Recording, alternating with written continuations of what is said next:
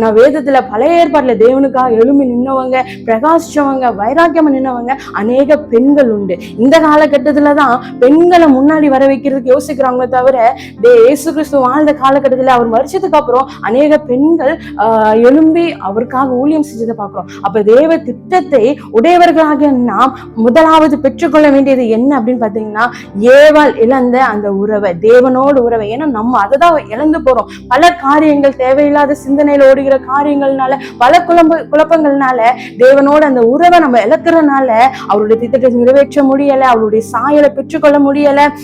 அதுக்கப்புறம் பாத்தீங்கன்னா நம்ம வேல்யூபிள் பர்சன்ன்றதவே நம்ம மறந்து போயிடும். தேவனுடைய பார்வைக்கு, யாரோடைய பார்வைக்கும் நம்ம வேல்யூபிள் இல்லாம போகலாம். ஆனா கர்த்தருடைய பார்வையில பெண்களாகிய நாம் ஒரு வேல்யூபிள் பர்சனாக இருக்கிறோம். அவருடைய திட்டத்தை நாம் நிறைவேற்றுகிறவர்களாக காணப்படுவோம். முக்கியமான ஒண்ணு என்னன்னு பாத்தீங்கன்னா, அவருடைய உறவை அன்னைக்கு